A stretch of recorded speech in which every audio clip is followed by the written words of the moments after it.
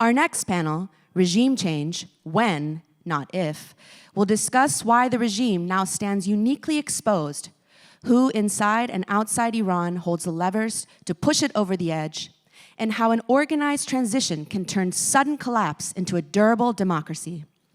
Please join me in welcoming panelists Lisa Daftari, editor at the Foreign Desk, Mark Dubowitz, CEO at the Foundation for the Defense of Democracies, and Carrie Filipetti, executive director at the Vandenberg Coalition. This panel will be moderated by Nufti Vice President Cameron Khansarinia.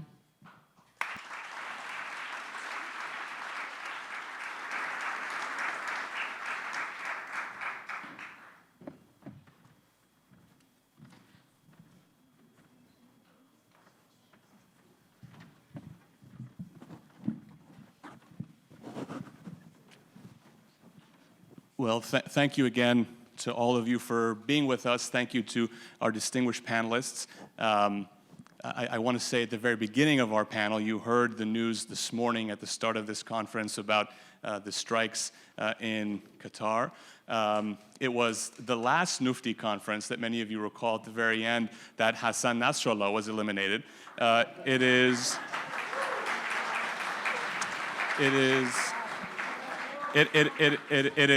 this Iran conference that it seems some leaders of Hamas were eliminated. So we're getting closer and closer, and we're going to have actually now a weekly Iran conference so that we can have.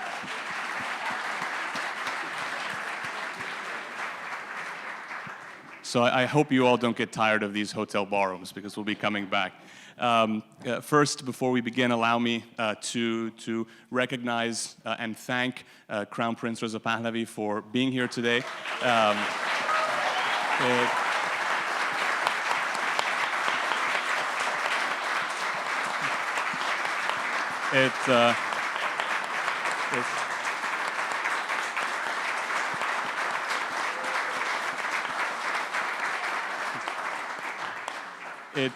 It's rare to see keynote speakers come and listen to other panelists and an entire conference, so we very much appreciate that, sir, and your kind attendance today. It means an immense amount to all of us. On stage, many of you in this room are familiar with our panelists. Lisa, Carrie, Mark are no strangers to the people of Iran. All of you have been speakers at past Iran conferences, so we're very glad to have all of you back. Thank you so much. Your support of this conference means an immense amount to us, and just allow me to say at the beginning that I think the people of Iran have few friends like the three of you in the media, in Washington think tanks, and on behalf of many Iranians, some of whom probably write to you and you hear, I just want to thank you because the solidarity that you show, the honesty that you bring to your work is something that we're seeing more and more of in Washington, but the three of you were certainly at the vanguard of it for a long time. So thank you for all that you've done and you continue to do, and thanks for being here today. And I will now stop talking and hear from all of you. We're going to talk about the dirty word, or the dirty phrase of regime change. Maybe after dinner table conversations about religion and sex, this is the third thing you're really not supposed to talk about. But we're going to talk about it. And I want to hear from each of you at the very beginning, where are we? We've called this panel Regime Change When, Not If. Is that the right title for this panel? Do you see us getting there? What's your current status update? And Lisa, we'll start with you. Thank you so much, Cameron. I think, in terms of speaking about regime change, we all know how here in the United States, the administration has had very bad experiences with regime change. They haven't done it right, and obviously it's a one-size-fits-all solution, so it's not talked about with regards to Iran. They don't even want to come close to it. No matter how much we try to present facts that the Iran situation is quite different and quite unique. But I want to kind of shift the conversation. When we talk about regime change, we always talk about it from how ready is the United States? How ready are the European nations? How has the mullah regime in Iran, how have they evolved over the last 4.5 decades to meet this goal of regime change, but you seldom hear the conversation about how the people of Iran have evolved for 46 years to rise to the occasion and to rise to the challenge of regime change. And that's something that I actually have had, I've been privy to that evolution in my work. When I first started, when I would write about sanctions being a great tool to diminish the regime and its tentacles, Iranians themselves would get very angry and say, you're vatan furush, you're a sellout, because how can you want sanctions against your own people, against the economy of Iran, no matter how much we would try to talk about sanctions that have to be targeted and enforced on the sectors that pertain to the regime itself. But then we saw in 2009 the people, and obviously so much happened between 79 and 2009, but I want to quickly jump to that moment where, yes, it perhaps started out as, just being disenchanted over a stolen election, but all of a sudden you hear brave Iranians say, Marg bar Khamenei, wow, that felt really good, death to the dictator. Let's go with that now. And really all of this disenchantments came to the point of finding the courage to go out with that and to really get the country back, the country that their parents lost. And that's where you see that generation rise to the occasion. They had a coming of age. And we see this throughout all the different protests, whether they were for the bazaar, for the teachers, for the retirees, and you come all the way to Women, Life, Freedom, which was another global moment for the protesters of Iran. So it brings us to this moment, and that was your question. I think this is as ripe of a moment as we have ever had in terms of the coming of age, the people being ready, the fact that they're willing to sacrifice so much to gain something so much more. Thank you, Lisa. Carrie, how about you? How do you see things? So I'll answer that in two ways. The first is looking at the sources of power that the regime has and its sources of power projection. China and Russia, their supposed friends, did almost nothing after the strikes on Iran's nuclear program. So that demonstrates that their support from other American adversaries has dwindled. Another source of their power projection is their nuclear program, their ballistic missile program, their oil program. All of this over the course of both U.S. and international sanctions, as well as activity by the United States and by Israel, have been dismantled and in some cases destroyed. The other source of their power is, of course, the repressive apparatus, which is why they have been leaning so heavily into that repressive apparatus, forcing people into the streets in massive numbers. And I would just say that, when I think about the question of regime change in Iran, I think back to one of the sort of original sponsors of regime change, Thomas Jefferson, who said that experience hath shown that mankind are more disposed to suffer while evils are sufferable than to right themselves by abolishing the forms to which they are accustomed. And as we're seeing with the increase in repression, the 20,000 arrests since June, the nearly 1,000 political prisoners that have been murdered, what we are seeing is that the evils are no longer sufferable. And that is why, when I think about how this regime comes to an end, it is that simple equation. The evils are no longer sufferable for the Iranian people, and therefore the regime will change. Thank you.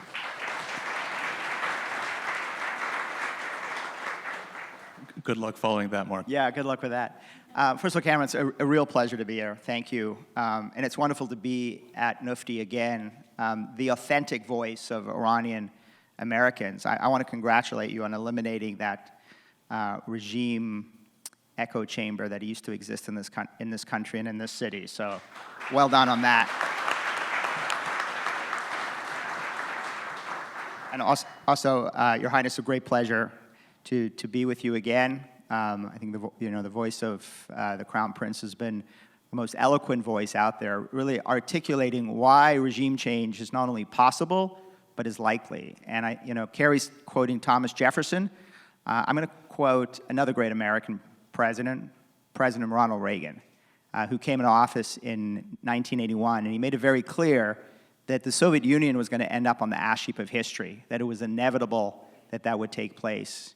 And instead of just talking about it, he actually implemented a strategy of maximum pressure on the Soviet regime and maximum support for anti-Soviet dissidents behind the Iron Curtain. And I remember it was 1989, and I was a student of Soviet studies at McGill University in Montreal. I'm originally from Canada. And one morning, our professor came in, and she said, everybody please stand up, take your textbooks, come to the front of the room, and throw them in that garbage can. Now, remember, this is before recycling bins, but also before the internet, before smartphones. So we had no idea what was going on, and we had just paid $70 for that Soviet studies textbook, so we weren't very happy about throwing it in the garbage can. What we did, we sat back down and said, Professor, what's going on? And she said, the Berlin Wall just came down. Everything in that textbook was wrong. Right? The Soviet Union was supposed to survive for 1,000 years. It's gone down as a result of President Reagan's maximum pressure, maximum support strategy. So for those of us who are old enough to remember President Reagan and the Cold War, I think we are now in the equivalent of the 1980s, but now there's another brutal repressive regime that I believe is going down as a result of maximum pressure on the regime and the necessity of maximum support for the Iranian people. So if you want to hear more about regime change, this is very self-promotional, but I've got a podcast called The Iran Breakdown. We've done 2 seasons on regime change in Iran. We're honored to have His Highness Reza Pahlavi as our first guest on our inaugural episode. And we talk a lot about, Cameron, what is it going to take? Because I don't think it's just a question of if anymore. It's really now a question of when, and I believe there will be a Nufti conference in our lifetime in a free Tehran.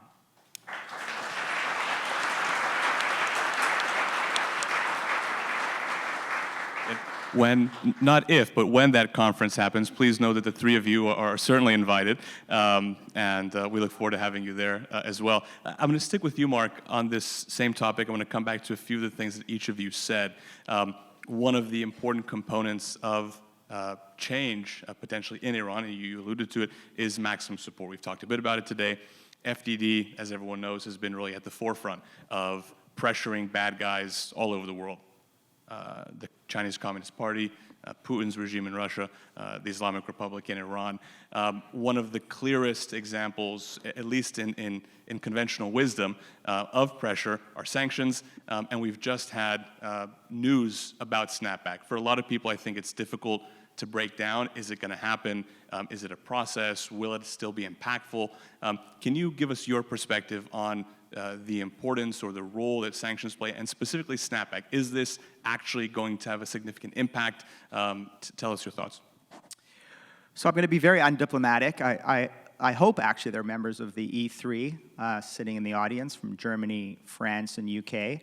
I think you've shown that you're really spineless when it comes to actually confronting the Islamic Republic of Iran over the years.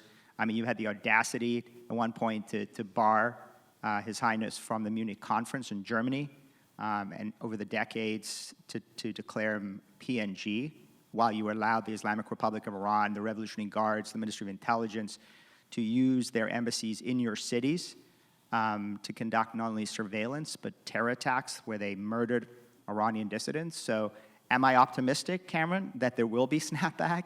I'm hopeful, but I never underestimate the willingness of the Europeans to cower and kowtow and ultimately concede to the games of the Islamic Republic. Now, if they don't, and we've got about 19 days left to find out, then snapback is coming, and it is critical because it reestablishes zero enrichment as the international standard. That means no enrichment, full dismantlement of Iran's nuclear program, and thankfully the United States and Israel have made that much easier as a goal. Second is it reimposes the arms embargo and the missile embargo on the Islamic Republic and its partners, which means it'll now be against international law to provide the regime with those deadly missiles and the deadly conventional weapons that it turns on its neighbors and the weapons on its people. And so China and Russia, as Carrie said, even though they don't tend to comply with international law, will be in violation of it. I think that's very important. And then there's a whole slew of international economic sanctions that will come back. The rial is already trading at 1,000,000 to 1. I think many of you remember on the eve of the Islamic Republic, it was 70 to 1. So it just goes to show you what an economic disaster this regime has been beyond a political, social, and environmental disaster. So it's coming. I hope we'll see it actually reach its conclusion. Again, been around this town and been involved in this for too many years to have full confidence in the Europeans, but maybe they'll surprise me. Carrie, on the other side of maximum pressure is maximum support, and it's, I think, very timely to have our panel just after the message from Maria Corina Machado, because one of the things that you did before forming the Vanderbilt Coalition was work in the State Department on Western Hemisphere issues and on dictatorships in our part of the world, in Cuba and Venezuela. So you have experience beyond just the Iran context. So aside from pressure, which we can come back to on the support side, what can be done, what has been done in the past from the US government's perspective, from other actors, to engage with an alternative, with forms of an alternative, to convene opponents of the regime? I think most of us would agree we don't want foreign powers to be in the position of picking winners or losers or anointing people. But you've seen this in the Iran case, in other cases. What can and should the US government and partners do? Yeah, and I think it was so wonderful to see Maria Corina up there. She's just a fearless champion for all that is good in the world and for obviously fighting the Maduro regime. It's really funny because I was listening to some of the earlier panels and all of the discussions about, you know, the opposition in Iran and how, you know, how to get it united, and these are things that people spoke about all the time in the Venezuela context. And then everybody was saying it wasn't unified, and then Maria Corina Machado won over 90% of the vote. 90%. If that's not unity, then I don't know what is. So it's very common for DC to talk about opposition unity, opposition unity. Well, I'm sorry, those in glassed out houses shouldn't throw stones. It took us 15 votes to elect the Speaker of the House, and that wasn't that long ago. So unity is I think, this overblown thing. There's going to be a lot of different players, and the ones that, there will be ones that rise to different roles within a transition. So I think, you know, what is critical is that it all is decided by the people of Iran, that it is not something that comes from the outside, from the US or elsewhere. So a few things that I think have been really important. Number one is to understand that maximum pressure is a key part of maximum support. These are two sort of threads of sort of like a DNA helix, right? Like they are intimately linked together. We need to continue to implement sanctions. We need to continue to attack those sources of the regime's political power projection. We do also need to do a lot more in terms of enabling the opposition to coordinate amongst themselves and to get their messages out to other players like the United States. So this is things like advancing internet access, VPNs, helping to take some of the funds that we have frozen from the Iranian regime and redirect them towards things like strike funds and other things that can help support the people of Iran. There's a lot of things within that soft power context that I will say there's a lot more that the US government can do to assess that, to make sure that we're opening up broadcasting and so on, so that the people of Iran can communicate with each other and hear the messages coming from the United States and their other allies and partners. Because it is critical, you know, they say hope is not a strategy, sure, but hope is a really powerful tool. And if they understand how much support they have from the international community, from the United States, that will make a huge difference as well, helping to mobilize them despite how difficult and how scary it is to do that. So that means that we also need to make it incredibly clear what our objectives are. Our objectives are not to deal with a murderous regime. Our objectives are not to negotiate anymore. The Islamic Republic of Iran has shown what it is for nearly 50 years. Our objective is to free Iran, period, full stop. And that's a message that needs to come directly from the President of the United States, directly from members of Congress. So those are a few things that we can do to help demonstrate our commitment and to make sure that we're not picking winners. We're just investing deeply in all of the people of Iran as they're fighting against this regime and making sure we're supplementing that support with continued pressure against the regime itself. Lisa, you've talked... And actually, I'll add one more thing that I think is important because our president cares a lot about what his supporters think. And my organization, the Vandenberg Coalition, held a poll in July where we asked, is it in the US national interest to support pro-American dissidents that are fighting against adversarial regimes abroad? And what we saw was that 2/3 of Trump voters said that it was in the US interest, and over 80% of MAGA voters under the age of 45 said that it was an interest. So we're seeing that the trend lines are even higher for young MAGA voters, which are typically seen as the sort of less interested in going abroad. They understand how critical it is to support the Iranian people, to support the Venezuelan people in their efforts to oust their dictatorial leaders. I want to come back to that poll because the work you guys have done on polling is fantastic. Lisa, you've, in fact, in the green room, we were talking about communication and how to get messaging. I want to give you just a chance to talk both about maximum support, your views on it, what can be most effective from the U.S. perspective, from the U.S. side, and maximum pressure. So please. Yeah, I think maximum pressure has proven to work. But I want to just, again, pivot very, very quickly because we don't have that much time, but to talk about how those who support this, those of you who are in this room, obviously are committed to a free Iran, regardless of what capacity that may be or what kind of dedication you have to that cause. I think we have to look at a free Iran. It's not going to come because of facts on human rights violations. It's not going to come because the people of Iran are suffering or they're living under repression or that they don't have a free press or that they don't have the internet and they can't get on Facebook. I've been doing this a long time and it's not going to move the needle. But you know what is? When we prove to members of Congress and the president and everyone else who has any sort of skin in this game that it'll be beneficial for the United States to have a free Iran. That means prosperity for the United States. It means prosperity for investors. It means prosperity for venture capitalists. It means free trade with Iran. It means better relations in the Middle East. Cyrus Accords, of course. We saw the Abraham Accords and how successful they were. So in terms of messaging, it's very important to not talk about freeing Iran as a charity case, but to talk about freeing Iran as a position of strength for the United States as well.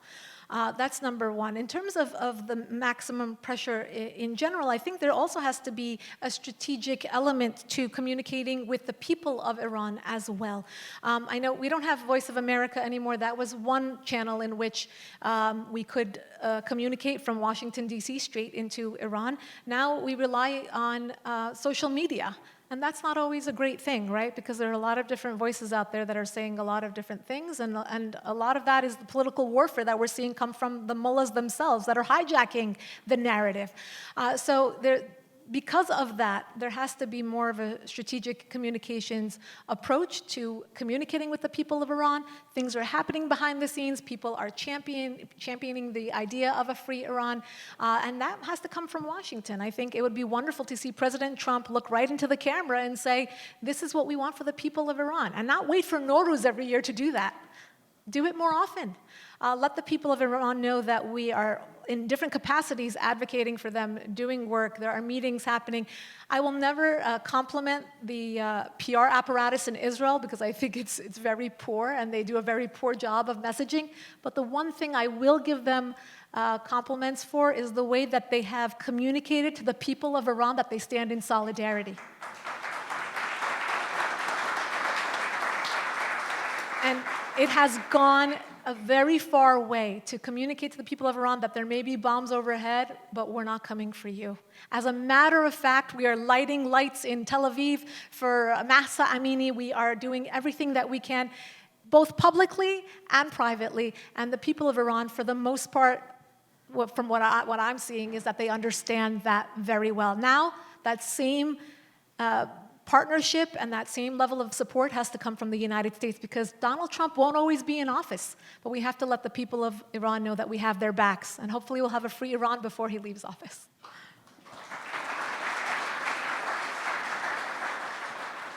Carrie, I want to come back to you and the poll that Vanderberg conducted. I mean, the data that you reference is very interesting, I think shocking to most people.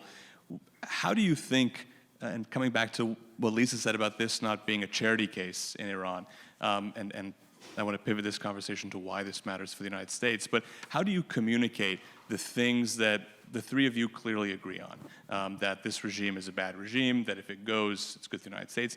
How can we most effectively communicate that to American voters that eventually percolates to their congressmen and others. How do we get that message across? You have in this room a lot of activists and dissidents who are spending enormous amount of their personal time out of their pocket, going to Capitol Hill, talking to members of Congress. But what else should they be doing? What messages should they be giving? How do we, clearly people are on the side of this, but how do we make that turn into reality and action?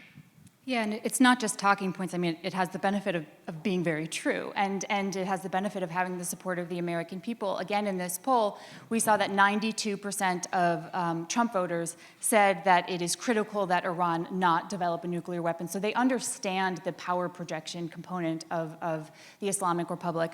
I would just use the same language that Secretary Rubio and President Trump have used many times to describe their objectives for the United States within the term of their administration.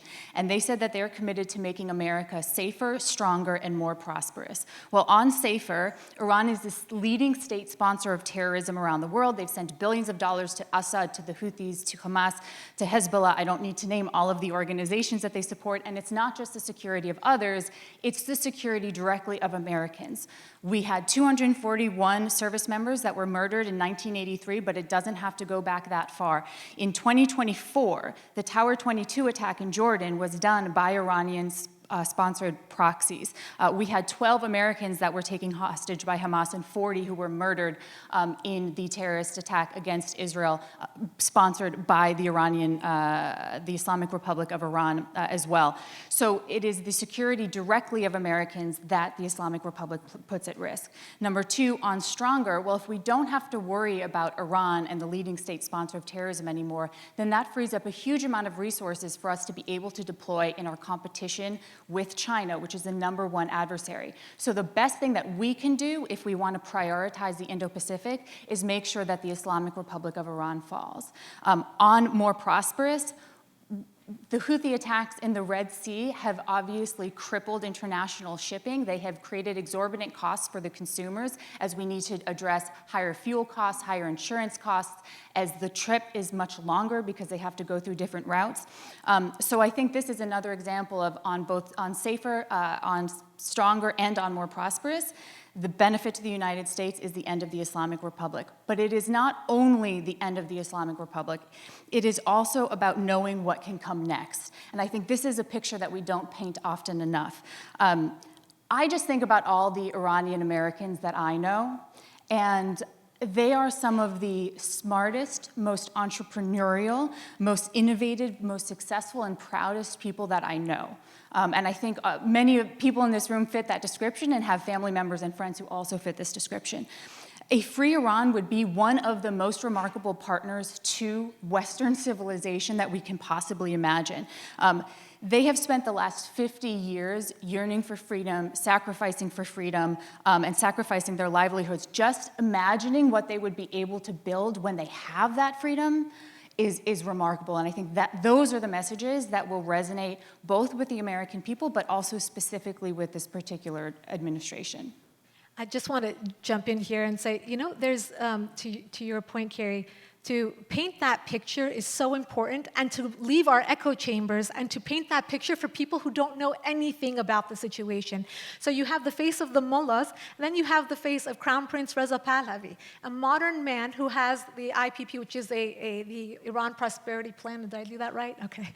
I had the honor of actually interviewing the Crown Prince in front of an audience of, I don't know how many, up to 2,000 people in Los Angeles at a venture capitalist conference. It's called the Upfront Conference. And the reason why it was so even eye-opening for myself is because it was an audience I usually wouldn't have that conversation with, opening up their eyes to just one angle of all of this: the prosperity that could be unleashed with a free Iran. The minds, the innovation, the different industries that would come into play, the money that would come into play, the different investment opportunities that would come into play.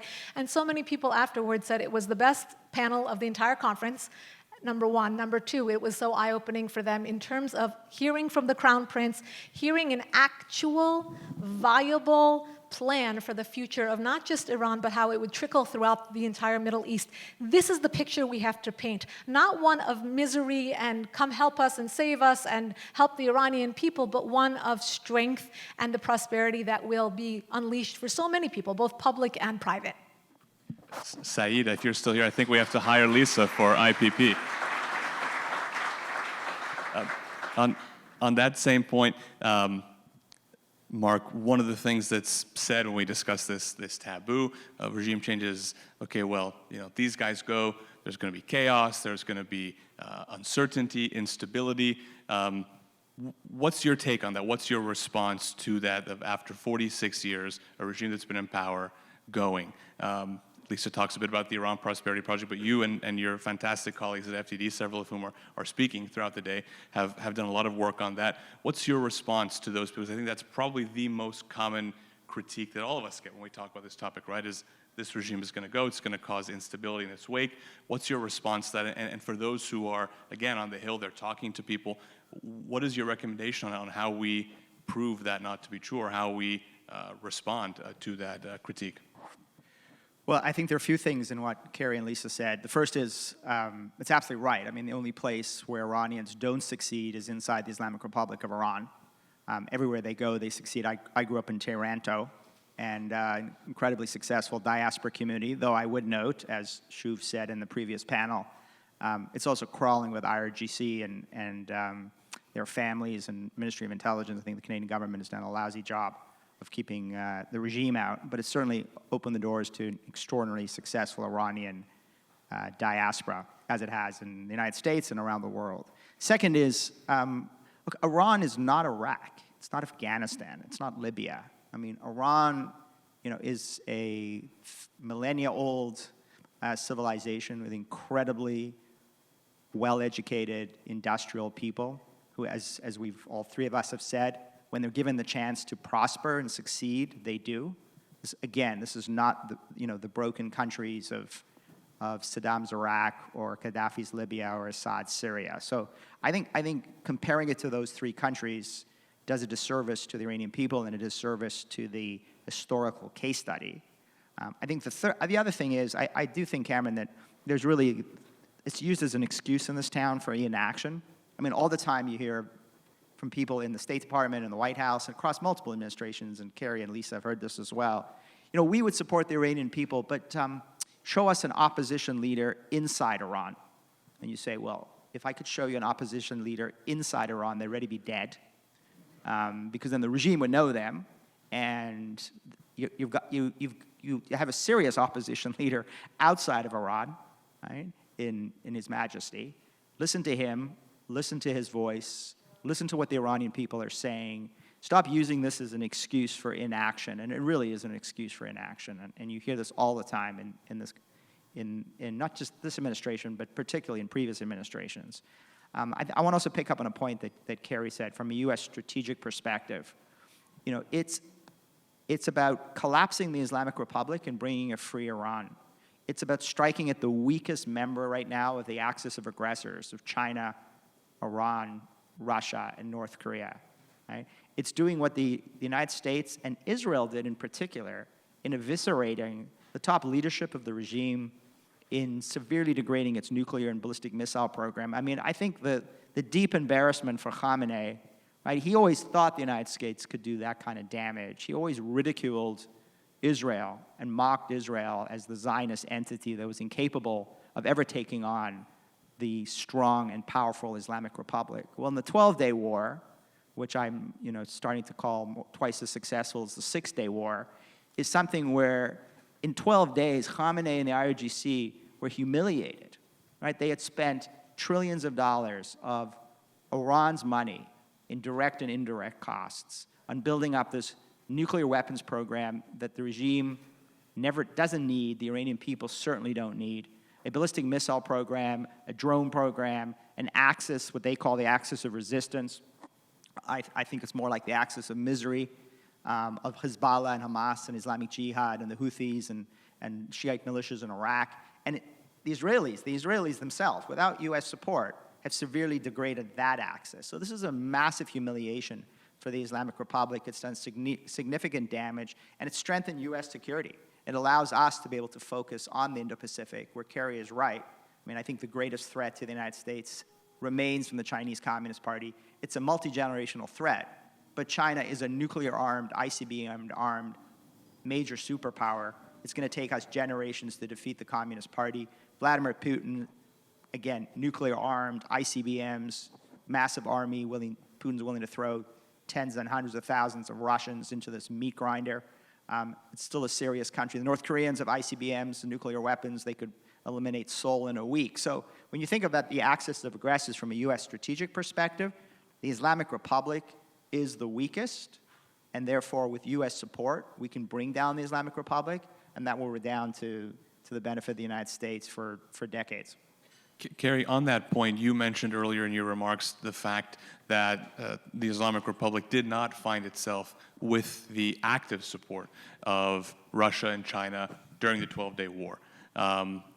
One of the other things that we commonly hear, from former Fox News TV hosts or other people, that if we were to actively support the people of Iran, if we were to pursue getting rid of this regime, that would cause an all-out war, because Russia would come to the regime's defense, China would come to the regime's defense.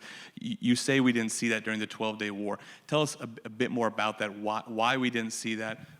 What would you have expected to see had those two countries actually been backing this regime?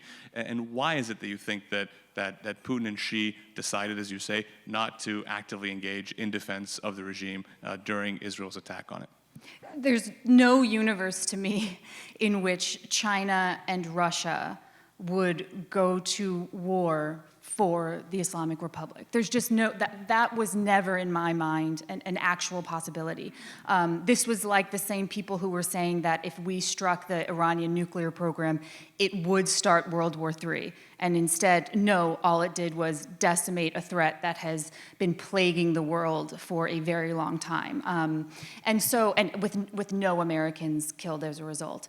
So look, China and Russia are interested in their own priorities, and they both have very clear priorities that they have been pursuing for a very long time. China has been playing a long game. They have huge capacities in terms of dominance over most of the supply chains that America needs for our own defense and energy industries. They are not going to compromise their long-term economic and political objectives. For the Islamic Republic, which they'll coordinate with because they're all shared in a united vision against Western civilization and Western leadership, but they're not actually friends. They're not actually going to support each other and assist each other in any serious way. So yes, China will continue to provide its technologies for the Islamic Republic to use to spy on its people and identify them and arrest them and so on. But the Chinese Communist Party is not going to put itself in harm's way in order to support and defend the Islamic Republic. And I don't see any country that's willing to do that for the Islamic Republic. By contrast, I see many, many countries, the United States included, who are very willing to put their neck out and fight for and support the people of Iran as they overthrow this regime, because we understand, as Lisa said, that it is in our interest. It is not just better for the world to have a free Iran, it is also better for the United States to have a free Iran. But before I dig in a bit deeper on that, I just want to allude to one thing that you mentioned in terms of these two countries not coming to the regime's support, not really liking them perhaps all that much. On a previous panel, Ambassador Nathan Sales made the point about how important it is to mock dictators. And I think there was perhaps no better expression of mockery. It wasn't even intended perhaps to be funny or mockery. But in the SCO meeting in China last week, when she gathered, rather after the SCO meeting, when he gathered for the victory over Japan celebrations they had with North Korea and the president of Belarus, Pezeshkian, Khamenei's hand-picked president of the Islamic Republic, was like 6 rows back after translators and staff and butlers and, drivers and random pedestrians. Like, he was not even seen anywhere near Xi or Putin, which I think was a remarkable sign of exactly what you're talking about. But paint briefly for us, Carrie, and Lisa and Mark, please add on, what it would look like to have a different Iran, particularly in that region, if the Islamic Republic were no longer involved, even if Russia and China aren't all that invested in this regime.